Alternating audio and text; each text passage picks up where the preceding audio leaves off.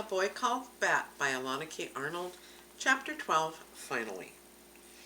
On Monday afternoon, Miss Kiko rang the bell. Bat walked outside as fast as he could without running. Running was not allowed in the school hallway. Bat couldn't wait to go home to his very own room. He couldn't wait to see the baby kid again. He called Mom every day to ask about the kid, and she called him each night to tell him a story before he went to sleep. But now, finally, he would get to see the kid and smell its fur and feed it with a dropper. And maybe Mom would even let him name the kid. He had thought all weekend about a good name, and he thought he'd finally have the perfect one. He couldn't wait to tell Mom. But Mom's burgundy station wagon wasn't in line with the waiting cars. Israel's mom was there in her tall blue van, and Jenny Pearson's grandmother was there in her little green bug.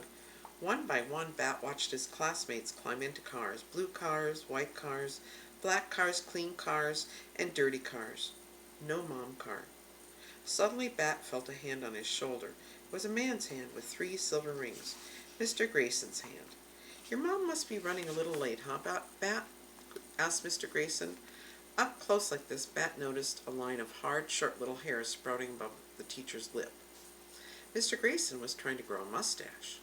"Mr. Grayson," Bat asked, "did you know that gorillas can catch human colds and other illnesses?" "Is that so?" said Mr. Grayson. "It is," said Bat. Sometimes when Bat was nervous about something, like right now, when he was nervous about where his mother was and why she was late, he thought about interesting animal facts. "Well, did you know," said Mr. Grayson, "that if you lift a kangaroo's tail off the ground, it can't hop?" "Yes," said Bat. "Doesn't everybody know that?" Mr. Grayson laughed. The stubby little hairs above his lip bobbed up and down. "Maybe so," he said. Bat considered whether he should tell Mr. Grayson that his mustache looked a lot like a caterpillar. But just then Mom pulled up in her burgundy wagon. She waved and honked her normal 3 friendly honks.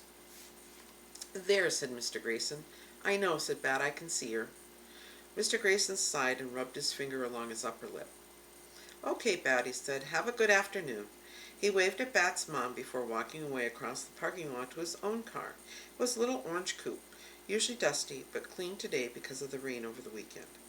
Bat opened the door of the station wagon and climbed in, slipping out of his backpack before he shut the door.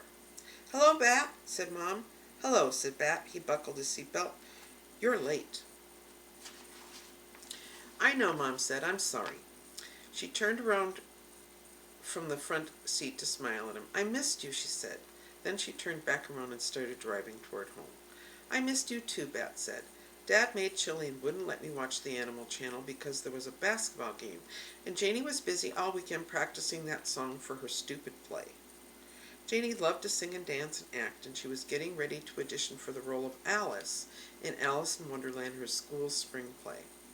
"Is she getting good at audition songs?" Mom asked. "I don't know," Bat said. "How is the baby kid? Is he home?" "Yes," said Mom. "I've set up an enclosure for him in the living room." "Like Baby Cake's enclosure?" "Not that big," Mom said.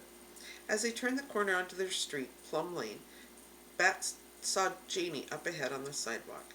He could tell it was her by the way her dark brown ponytail swung side to side. Her hair was thick and straight like a horsetail, which was why Bat liked it, even though he would never tell Janie.